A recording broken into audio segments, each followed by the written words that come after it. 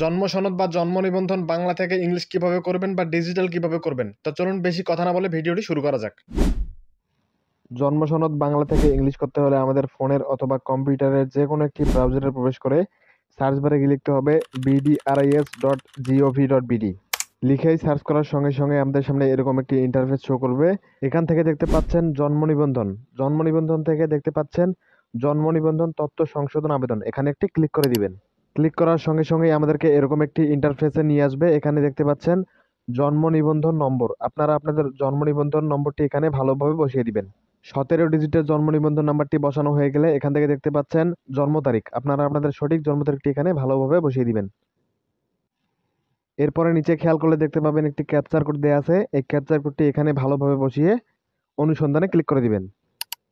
অনুসন্ধানে ক্লিক করার সঙ্গে সঙ্গে নিচে দেখতে পাবেন জন্ম তারিখ, নাম, পিতার নাম, মাতার নাম শো করবে। এরপরে এখান থেকে নির্বাচন করুন, এখানে ক্লিক করে দিবেন। এরপর দেখতে পাচ্ছেন আপনি কি নিশ্চিত, এখান থেকে কনফার্মে ক্লিক করে দিবেন। কনফার্মে ক্লিক করার সঙ্গে সঙ্গেই দেখতে পাবেন আমাদের যে ভুল তথ্য সংশোধনের ফর্মটি আছে সেটির মধ্যে নিয়ে আসবে। মূলত এই ফর্মের মাধ্যমে আমরা আমাদের জন্ম সনদটি বাংলা থেকে ইংলিশের জন্য আবেদন করতে পারবো।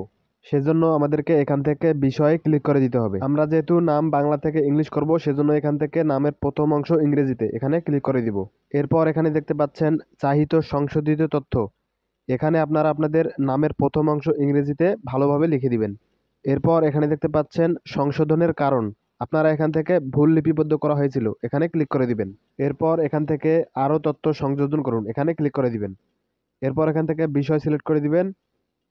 নামের শেষ অংশ ইংরেজিতে, আপনারা আপনাদের নামের শেষ অংশ ইংরেজিতে চাইতে সংশোধিত তথ্যের জায়গায় ভালোভাবে লিখে দিবেন। এরপর সংশোধনের কারণ দিবেন, ভুল লিপিবদ্ধ করা হয়েছিল। এরপর আবারও এখান থেকে আরও তথ্য সংযোজন করুন, এখানে ক্লিক করে দিবেন। এরপর এখান থেকে বিষয় সিলেক্ট করে দিবেন, পিতার নাম ইংরেজিতে, এখান থেকে চাহিত সংশোধিত তথ্যের জায়গায় পিতার নামটি ইংরেজিতে ভালোভাবে লিখে দিবেন। সেমভাবে সংশোধনের কারণ উল্লেখ করে দিবেন, ভুল লিপিবদ্ধ করা হয়েছিল। এরপর আরও তথ্য সংযোজনে ক্লিক করে বিষয় সিলেক্ট করে দিতে হবে, মাতার নাম ইংরেজিতে।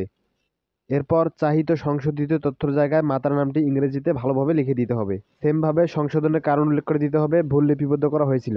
মূলত এখান থেকে আপনাদের যা যা ইংরেজিতে সংযোজন করা প্রয়োজন সবগুলো এখান থেকে সংযোজন করে নেবেন। এরপরে নিচে দেখতে পাচ্ছেন জন্মস্থানের ঠিকানা সংশোধন, এখানে ক্লিক করে দিবেন। এরপর এখান থেকে দেশ সিলেক্ট করে দিবেন, বাংলাদেশ। বিভাগ সিলেক্ট করে দিবেন। এরপর এখান থেকে জেলা সিলেক্ট করে দিবেন।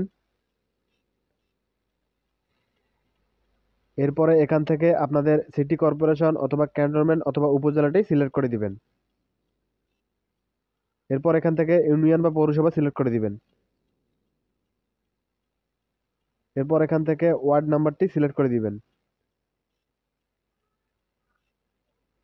এরপর এখান থেকে ডাকঘর বাংলায়, এখান থেকে ডাকঘর বাংলায় লিখে দিবেন।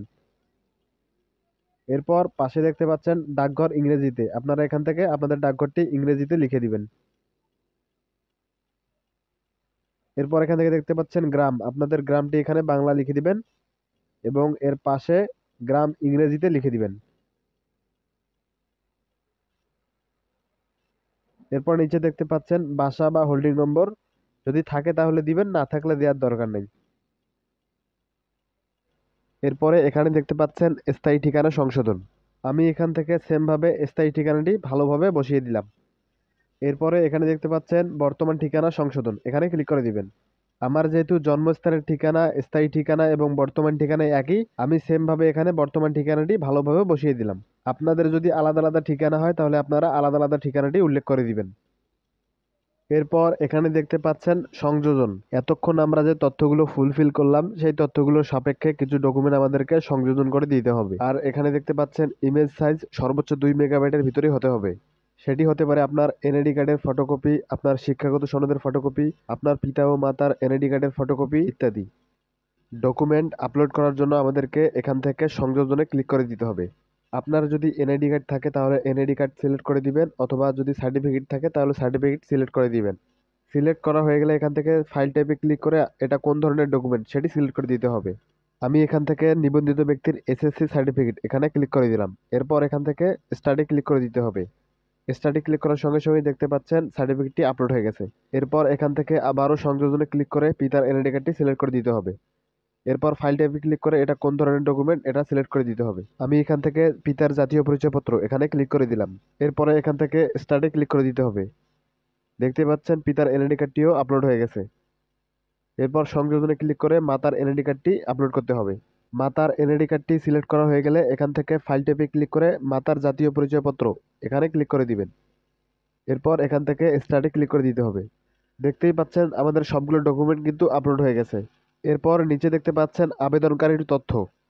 আপনি যদি নিজে থেকে আবেদন করতে চান তাহলে এখান থেকে নিজ সিলেক্ট করে দিবেন, অথবা যদি পিতা হয়ে আবেদন করেন তাহলে এখান থেকে পিতা সিলেক্ট করে দিবেন। আমি যেহেতু নিজের আবেদন নিজেই করছি সেহেতু এখান থেকে আমি নিজ সিলেক্ট করে দিলাম। দেখতেই পাচ্ছেন আবেদনকারীর নামটি এখানে অটোমেটিক্যালি শো করতেছে। এরপর এখানে দেখতে পাচ্ছেন ইমেল, আপনাদের যদি ইমেল অ্যাড্রেস থাকে তাহলে দিতে পারেন, না থাকলে দেওয়ার দরকার নেই। এরপরে নিচে দেখতে পাচ্ছেন ফোন নম্বর, আপনাদের 17টি ফোন নম্বর এখানে বসিয়ে দিয়ে ওটিপি পাঠান এখানে ক্লিক করে দিবেন। ওটিপি পাঠানে ক্লিক করার সঙ্গে সঙ্গে কিছুক্ষণের ভিতরে আপনাদের ফোনে এসএমএস এর মাধ্যমে একটি ওটিপি কোড আসবে। সেই ওটিপি কোডটি এখানে বসিয়ে এখান থেকে সাবমিটে ক্লিক করে দিতে হবে। সাবমিটে ক্লিক করার সঙ্গে সঙ্গে এখানে দেখতে পাচ্ছেন সাকসেস, আবেদনপত্রটি সফলভাবে সাবমিট করা হয়েছে।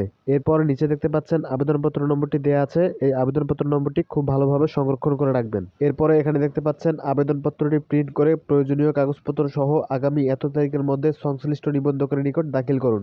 আপনারা চাইলে এখান থেকে আবেদনপত্র প্রিন্ট এখানে ক্লিক করে আবেদনপত্রটি ডাউনলোড করে নিতে পারেন। আবেদনপত্রটি যদি এখান থেকে ডাউনলোড না হয় তাহলে এখান থেকে হোমে ক্লিক করে দিবেন। এরপরে জন্ম নিবন্ধন, এখান থেকে জন্ম নিবন্ধন আবেদনপত্র প্রিন্ট এখানে ক্লিক করে দিবেন। এরপরে এখানে আবেদনের ধরন সিলেক্ট করে দিতে হবে জন্ম তথ্য সংশোধনের জন্য আবেদন। এরপরে এখানে অ্যাপ্লিকেশন আইডির জায়গায় আবেদনপত্র নম্বরটি ভালোভাবে লিখে দিবেন। এরপরে জন্ম তারিখটি সঠিকভাবে বসিয়ে এখান থেকে প্রিন্টে ক্লিক করে দিবেন।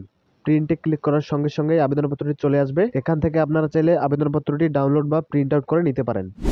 এই ছিল আজকের ভিডিওটি যদি ভালো লেগে থাকে অথবা গুরুত্বপূর্ণ মনে করে থাকেন তাহলে অবশ্যই লাইক এবং সাবস্ক্রাইব করে সাথেই থাকবেন। ধন্যবাদ।